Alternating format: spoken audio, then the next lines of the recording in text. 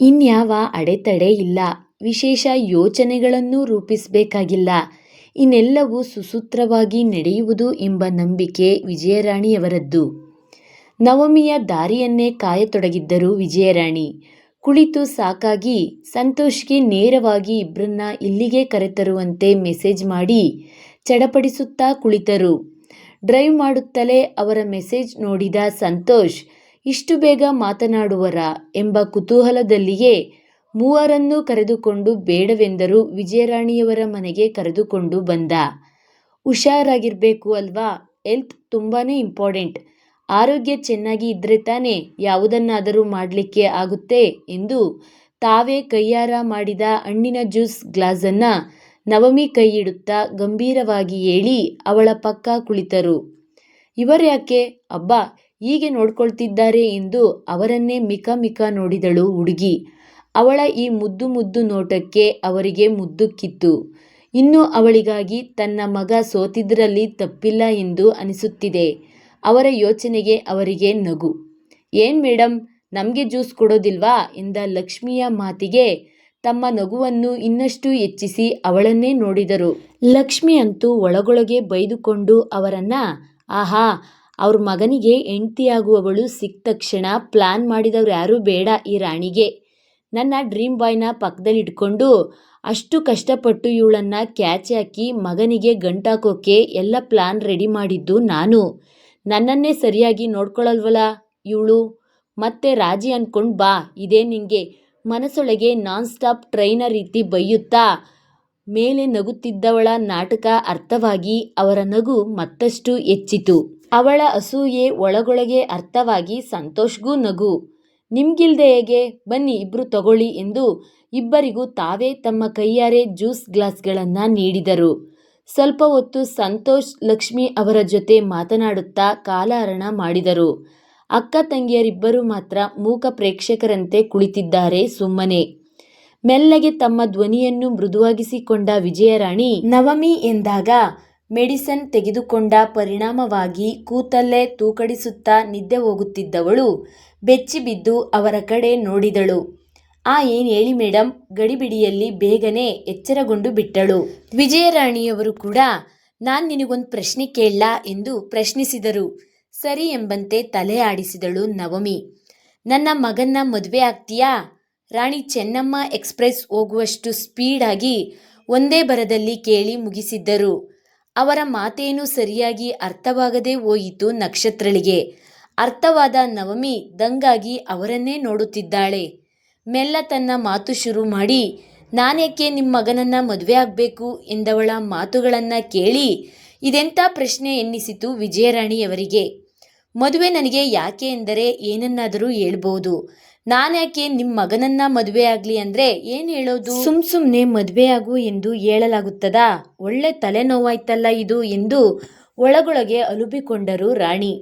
ಅದು ಆಗಲ್ವೇ ಹುಡುಗಿ, ನನ್ನ ಮಗನಿಗೆ ಮದುವೆ ಮಾಡಬೇಕು ಅಂತ ಅಂದ್ಕೊಂಡಿದ್ದೀನಿ. ಅದಕ್ಕೆ ನೀನು ಅವನನ್ನ ಮದುವೆ ಆಗ್ತೀಯಾ ಅಂತ ಕೇಳ್ತಾ ಇದ್ದೀನಿ. ಅವರ ಮಾತಿಗೆ ಹುಡುಗಿ ಕಣ್ಕಂಡು ಬಿಟ್ಟರೆ ಹಣೆ ತೀಡಿಕೊಂಡರು ವಿಜಯರಾಣಿ. ನಾನ್ಯಾಕೆ ನಿಮ್ಮ ಮಗನನ್ನ ಮದುವೆ ಆಗಬೇಕು? ಬೇರೆ ಯಾರನ್ನಾದರೂ ನೋಡಿ. ನನಗೆ ಈಗಲೇ ಮದುವೆ ಆಗೋದಕ್ಕೆ ಇಷ್ಟ ಇಲ್ಲ. ನನ್ನ ತಂಗಿ ಲೈಫ್ನ ಸೆಟಲ್ ಮಾಡಬೇಕು. ಅವಳ ನಿರ್ಧಾರ ಸ್ಪಷ್ಟವಿದೆ. ನಿನ್ನ ತಂಗಿ ಬಗ್ಗೆ ಯೋಚನೆ ಬಿಡು. ಅವಳನ್ನು ಓದಿಸೋದ್ರಿಂದ ಹಿಡಿದು ಅವಳ ಲೈಫ್ ಬ್ಯೂಟಿಫುಲ್ ಮಾಡೋವರೆಗೂ ನಾನು ನೋಡ್ಕೋತೀನಿ.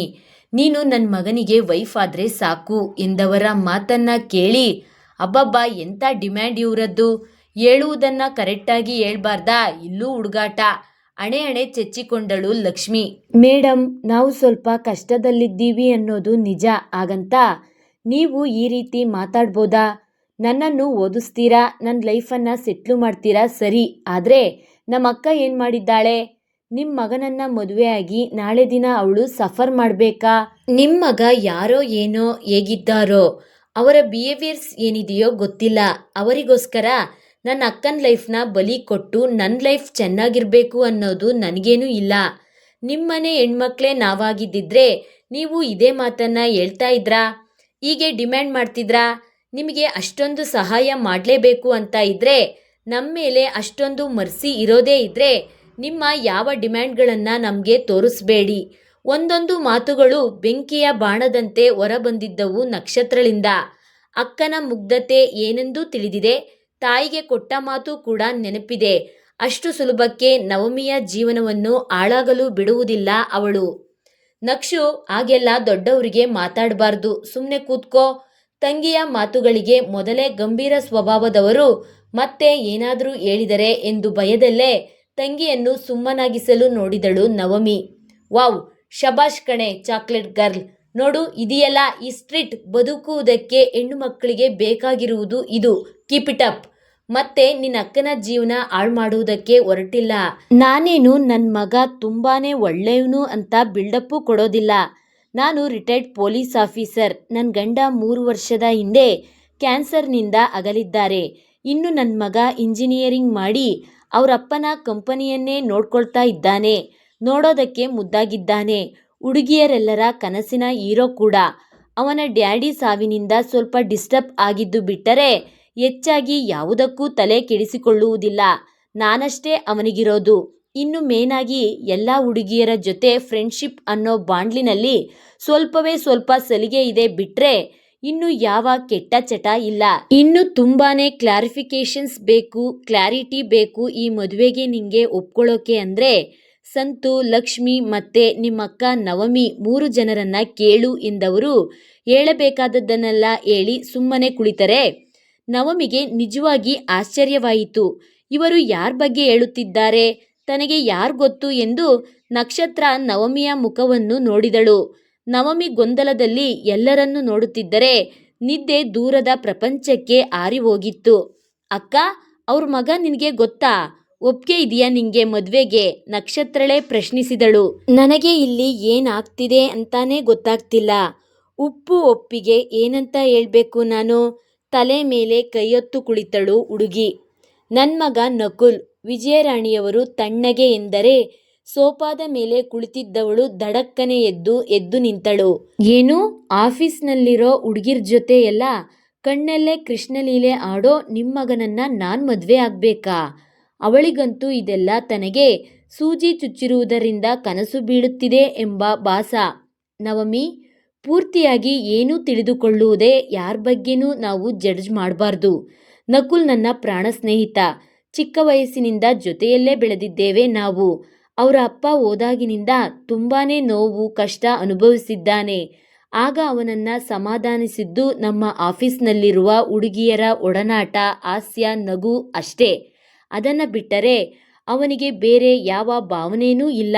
ಇದನ್ನೇ ಹೊರಗಿನಿಂದ ನೋಡೋ ನಾವೆಲ್ಲ ತಪ್ಪಾಗಿ ಭಾವಿಸಿದರೆ ಇದರಲ್ಲಿ ಅವನ ತಪ್ಪೇನಿದೆ ಹೇಳು?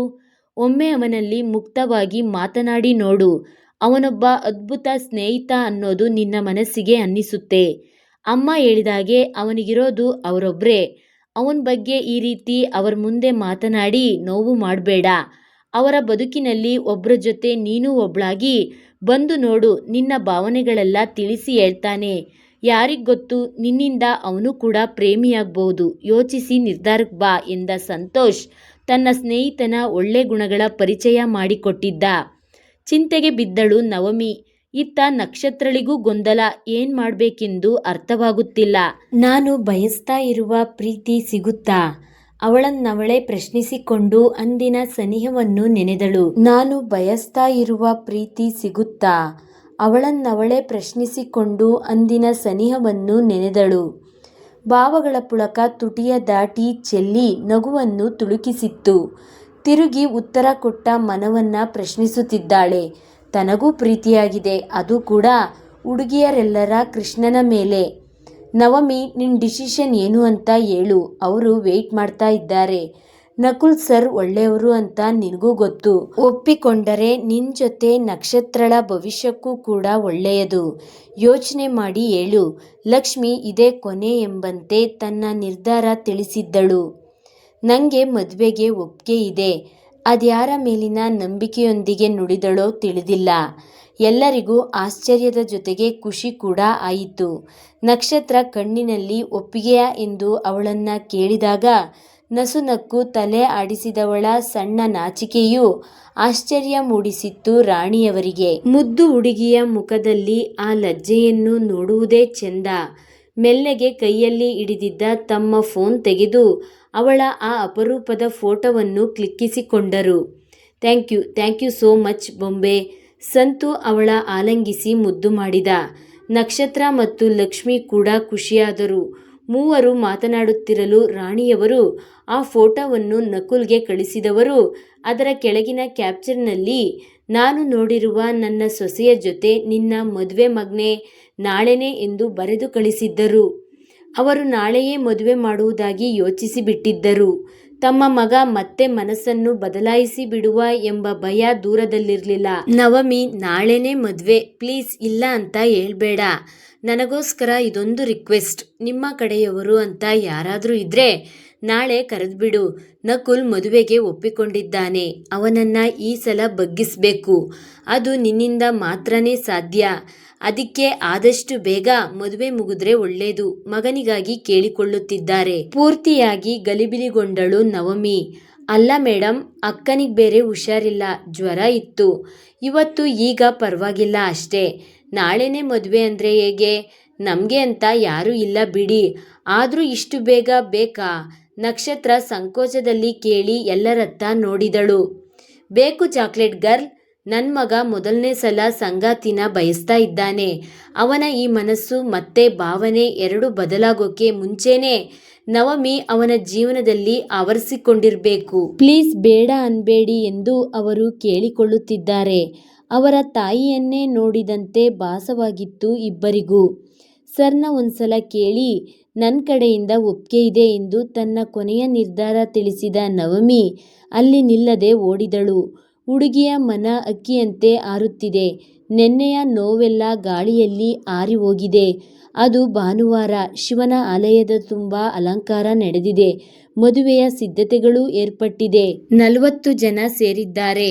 ಪರಿಚಯದವರು ಹಿತೈಷಿಗಳನ್ನು ಬಿಟ್ಟು ಮತ್ಯಾರೂ ಇಲ್ಲ. ಇನ್ನು ನಕುಲ್ ಆಫೀಸ್ನ ಕಡೆಯಿಂದ ಯಾರೊಬ್ಬರನ್ನೂ ಮದುವೆಗೆ ಕರೆದಿಲ್ಲ. ಪ್ರತ್ಯೇಕವಾಗಿ ಪಾರ್ಟಿ ಕೊಟ್ಟು ಮದುವೆ ವಿಷಯವನ್ನು ಪ್ರಸ್ತಾಪಿಸಬೇಕೆಂದು ಮಾತುಕತೆ ನಡೆದಿದೆ. ಮದುವೆಗೆ ದೂರದಿಂದಲೇ ಒಪ್ಪಿಗೆ ಕೊಟ್ಟಿದ್ದಷ್ಟೇ. ನವವಧುವರ ಅದರ ಹೊರತಾಗಿ ಒಬ್ಬರನ್ನೊಬ್ಬರು ನೋಡಿಲ್ಲ, ಮಾತನಾಡಿಲ್ಲ. ಆದ್ರೂ ಮದುವೆ ಎಂಬ ಹೊಸ ಬಂಧನಕ್ಕೆ ನಾಂದಿ ಹಾಡಿದ್ದಾರೆ. ಪುರೋಹಿತರ ಕಾರ್ಯಗಳೆಲ್ಲ ಮುಗಿದು ಅವನ ಕೈಗೆ ಮಾಂಗಲ್ಯ ನೀಡಿದ್ದಾರೆ. ಕೆಲ ನಿಮಿಷದ ಹಿಂದಷ್ಟೇ ಅಂತರ್ಪಟ ಸರಿದಿದೆ. ಮಾಂಗಲ್ಯವನ್ನು ಕೊರಳ ಬಳಿ ಹಿಡಿದವನನ್ನೇ ಕತ್ತೆತ್ತಿ ಪಿಳಿ ನೋಡುತ್ತಿದ್ದಾಳೆ. ಪುಟ್ಟ ಮಗುವೊಂದಕ್ಕೆ ಮದುವೆಯ ಅಲಂಕಾರ ಮಾಡಿ ಕೂರಿಸಿದಂತೆ ಕಾಣುತ್ತಿದ್ದವಳನ್ನ ನೋಡಿ ನಗು ಬಂದಿತ್ತವನಿಗೆ. ತುಟಿ ಬಿಚ್ಚದೆ ನಕ್ಕ ಹುಡುಗ ತನ್ನ ಭಾವನೆಗಳ ವಧುವನ್ನೇ ವರಿಸಿದ್ದ. ನವಮಿ, ನಕುಲ್ ಎಂಬ ಭಾವಗಳೆರಡೂ ಒಟ್ಟಿಗೆ ಭಾವಬಂಧನದಲ್ಲಿ ಬೆಸೆದವು.